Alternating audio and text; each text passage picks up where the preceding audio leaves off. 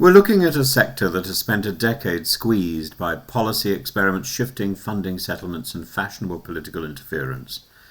Tuition fees have been frozen for years, while inflation has eaten away the real value of income.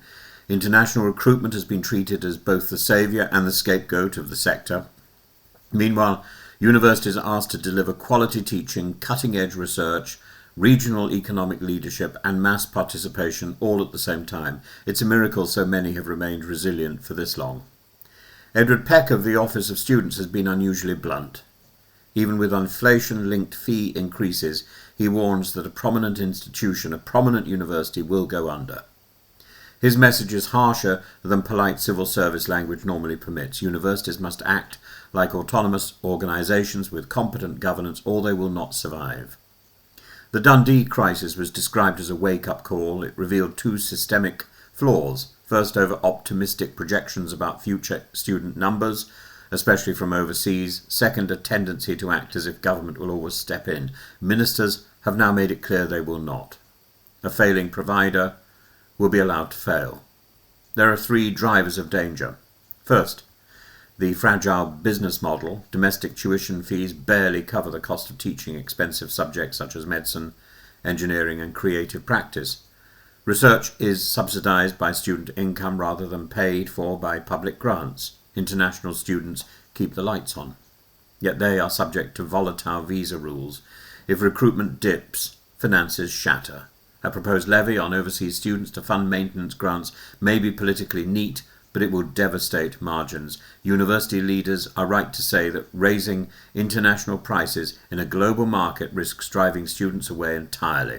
The second point, political volatility. Every government seeks to reshape higher education in its own image.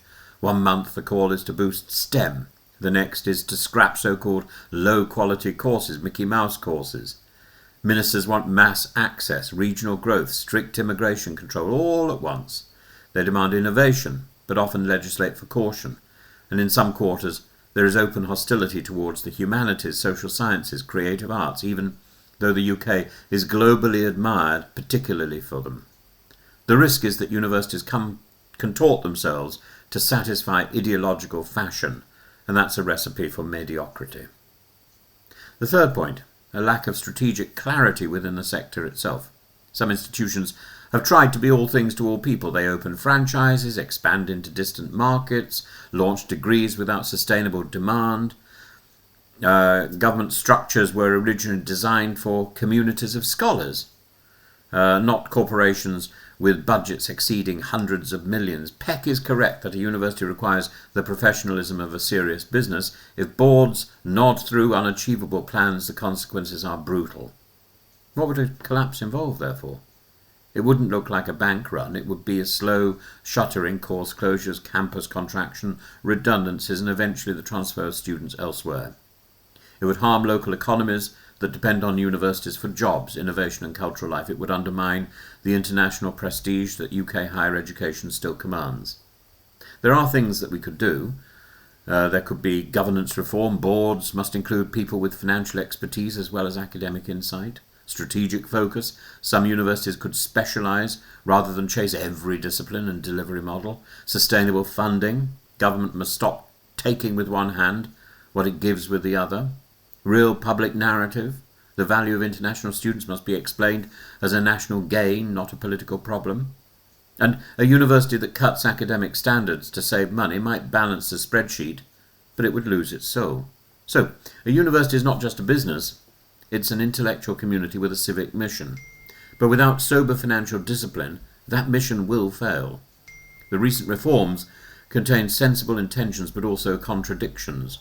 If 2/5 of institutions are already projected to be in deficit, then a levy that erodes their strongest revenue stream is reckless. There's nothing inevitable about collapse, yet without clear leadership, coherent policy, and a stronger understanding of what universities are for, the risk will grow. The UK can continue to offer world-class higher education, but that will require seriousness on all sides, less political gimmickry, more strategic courage, and the recognition that knowledge is not a luxury but a national foundation. A university's death would be a tragedy. The warning signs are flashing. The question is whether anyone will take them seriously before the first institution falls.